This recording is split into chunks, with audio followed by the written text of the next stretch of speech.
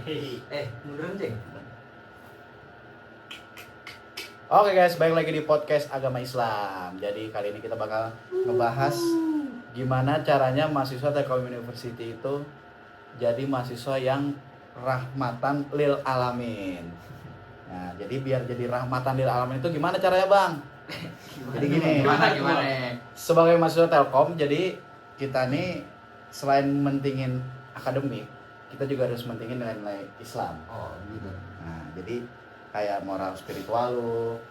Jadi mahasiswa itu harus punya biar harmonis nih. Harus punya konsep sakinah, mawadah, warohmah. Jadi bukan nikah doang tuh yang itu. Iya. Mahasiswa pun juga harus kayak gitu. Jadi konsep sehari-hari kita nih buat biar ngebangun jadi pribadi kita tuh makin baik. Jadi mahasiswa baik, jadi ke masyarakat juga baik. Gitu. Nah, kita udah ada beberapa narasumber. Jadi kita bakal langsung tanya aja langkah-langkahnya nih, gimana langkah-langkahnya biar menerapkan sakinah mawaddah warahmah itu di mahasiswa. Gimana tuh? Ya, sebagai mahasiswa Telkom tuh yang beriman dan bertanggung jawab ya. Ada beberapa langkah lah yang dapat kita lakukan buat nerapin nilai-nilai sakinah. Yang pertama, menjaga ketenangan hati. Contohnya tuh kayak mengatur emosi gitu. Kita nggak boleh ribut lah, kita selalu harus ngebawa vibe positif kita ke semua orang. Jangan panasan ya. Jangan panasan. Nah, yang kedua, menumbuhkan kasih sayang dalam hubungan sosial. Kita jadi kayak harus welcome lah ke orang-orang kita gak kenal gitu. Kita harus ngerangkul. Nggak boleh sombong gitu. Nggak boleh sombong ya. Saling menghargai, menjaga persaudaraan itu pentingnya. Yang ketiga, membangun empati dan kepedulian. Kita harus peduli sama lingkungan kita, kayak teman-teman kita misalnya lagi ada apa masalah dikit, kita harus bantu. Itu contohnya. Nah, manfaatnya ya apa? Kita jadi sakinah nih, yang mahasiswa yang sakinah, mawaddah warahmah. Ada 3 poin dari gua. Yang pertama tuh kehidupan yang lebih bermakna. Maksudnya tuh dengan menerapkan nilai-nilai ini kita ngerasain gitu kayak lebih bahagia, lebih berwarna. Lebih berwarna, baik dalam kehidupan pribadi maupun sosial gitu.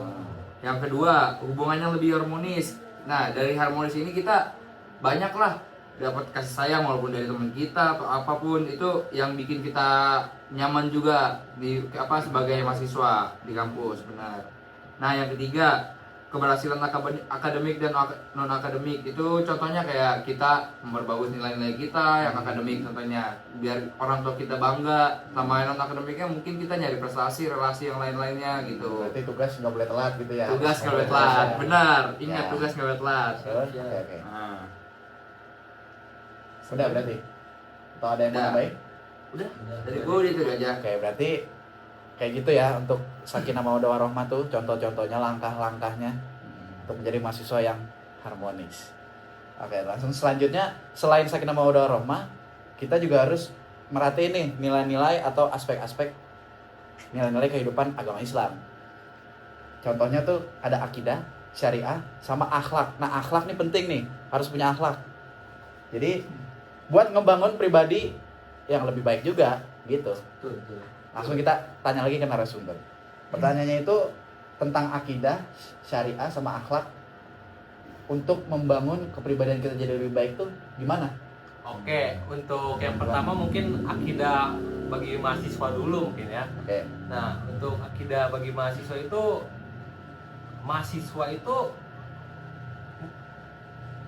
Kenapa? Mahasiswa itu gimana? Kenapa itu mahasiswa itu? Mahasiswa itu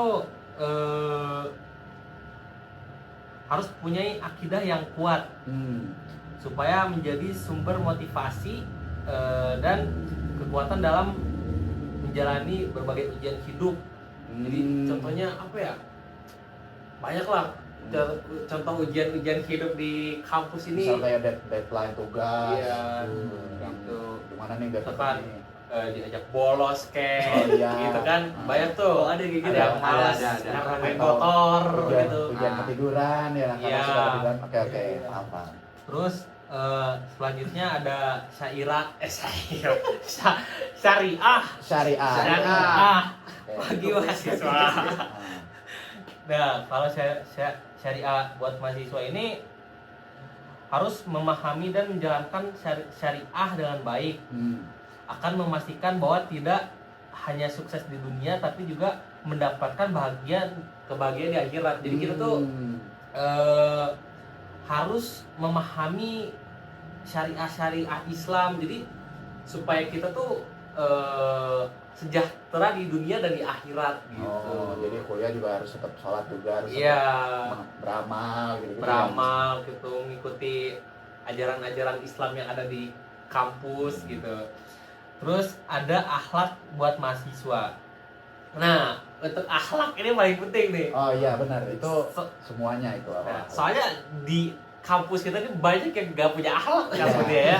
Bukan nggak punya, mungkin kurang Akhlaknya mungkin ya, kurang. gak punya akhlak. Sorry. Nah, untuk akhlak ini akhlak yang baik itu bakal ngebantu mahasiswa buat diterima di lingkungan sosial, terus dapat kepercayaan orang lain, membangun hubungan yang sehat di kampus. Jadi kita tuh harus bertingkah baik, sopan santun, salam santuy. Anjay. Beradab lah seenggaknya Ya, sama dosen. supaya sopan. kita bisa diterima di lingkungan kita gitu kan, dan lebih mudah mendapatkan relasi juga sebenarnya kan. Oke. Nah, Kesimpulannya berarti gimana tuh? kesimpulannya tuh untuk akidah, syariah, dan akhlak itu tiga pilar utama dalam membentuk pribadi yang baik dan berkualitas. Jadi kita supaya menjadi manusia yang berkualitas, kita harus punya tiga pilar itu. Iya. Mungkin itu aja sih untuk ini ya. Oke guys, bagus guys. Jadi gitu ya tentang akhlak syariah gitu-gitu. Jadi langsung kita ke pertanyaan selanjutnya. Kita bakal ngebahas tentang iptek. Jadi di dunia ini yang teknologi udah maju, seni atau iptek yang banyak lah membawa perubahan di dunia kita zaman sekarang kan. Nah, selain itu maju di sekarang, kita juga harus dibarengin nih jalannya sama si akidah-akidah Islam itu. Terus jadi iman kita itu bisa lebih bermanfaat dan jadi berkah. Jadi jangan tidak salah gunakan. sia-sia Iya, gitu nggak sia-sia. Harus dimanfaatin itu iptek teknologi ini, jangan disalahgunakan. Iya. Langsung kita tanya, jadi kan teknologi ini terkadang nih suka ada hoax, suka ada Betul. apa judi online gitu-gitu. Iya, bener. Itu tantangan kan buat kita. Nah, cara ngatasin tantangan di dunia yang modern ini gimana nih? Caranya nih biar kita tetap di jalan yang lurus gitu. Oke. Langsung aja. Jadi kalau menurut saya ya, di era digital saat ini perkembangan iptek sangat pesat, namun kita dihadapkan pada tantangan besar juga. Seperti contohnya penyalahgunaan teknologi, penggunaan teknologi yang tidak etis, seperti penyebaran hoax tadi, ya kan? Narkoba online, Narkoba online apaan? Gimana online? Mungkin judi online maksudnya ya. Oh iya, oke. Saya juga bingung. Dan eksploitasi sumber daya alam. Dan kedua itu kesenjangan akses. Iya. Tidak semua orang memiliki akses yang sama terhadap teknologi, sehingga menciptakan ketimpangan sosial dan ekonomi. Misalkan kayak contohnya HP IP dan Android, itu juga bisa menjadi kesenjangan. Oh iya, Benar. Jangan sosial. Bisa kayak gitu. Yang ketiga, etika dalam pengembangan teknologi. Mahasiswa perlu memahami dan menerapkan etika dalam perkembangan teknologi. Misalnya dalam bidang kecerdasan buatan AI. Iya. AI kan Lagi itu marak-maraknya tuh. ya, bisa jadi positif, bisa jadi negatif. Iya, bisa Benar, jadi bumerang benar. juga. Tergantung kita gimana pemakaiannya. Apalagi kita juga desainer semua, jadi Nah, harus benar-benar lah cara makainya. agar teknologi yang dikembangkan tidak bertentangan dengan nilai-nilai Islam, ya kita harus bijak juga lah menggunakan AI ini, Ya. ya kan. Nah, terus sebagai mahasiswa Telkom University, kita memiliki peran penting dalam pengembangan iptek yang sejalan dengan prinsip Islam. Beberapa langkahnya yang dapat diambil di antara lain, kayak misalkan menjadi ilmuwan yang beretika, kayak mengembangkan dan memanfaatkan iptek dengan cara yang sesuai dengan nilai-nilai Islam, yaitu untuk kebaikan umat manusia dan tidak merusak akhlak. Itu. Kedua, inovasi yang berdampak positif, menciptakan inovasi dalam bidang teknologi yang memberikan solusi untuk masalah-masalah umat Islam. Contohnya teknologi ramah lingkungan atau teknologi untuk pendidikan atau kesehatan. Oh iya, kayak yang ngebantu yang Al-Quran baca gitu ya. Nah, bisa kan Al-Quran sekarang dari HP. Iya. Gitu, biasa. Berkomitmen pada kebaikan, menghindari keterlibatan dalam pengembangan teknologi yang dapat merusak moral, seperti teknologi yang bertentangan dengan ajaran Islam, dan lebih memilih teknologi yang membawa manfaat bagi umat. Nah, ini contohnya apa ya? Saya juga bingung nih. Menghindari keterlibatan dalam pengembangan teknologi yang merusak moral. Oh, contohnya mungkin kayak kita dalam bersosial media nih, kita mau nyari-nyari yang tidak pantas gitu. Oh iya. Yang kan bertujuan kayak untuk mencari informasi lah atau apalah. Jadi bertujuannya jadi malah negatif gitu. Jadi kesimpulannya, IPTEX perspektif Islam adalah sarana untuk mendekatkan diri kepada Allah Subhanahu wa taala dan memberikan manfaat sebesar-besarnya bagi umat manusia. Sebagai mahasiswa Telkom University, kita diharapkan tidak hanya menguasai teknologi dan ilmu pengetahuan, tapi juga mengembangkan IPTEX yang beretika, bermanfaat, dan sejalan dengan prinsip-prinsip Islam.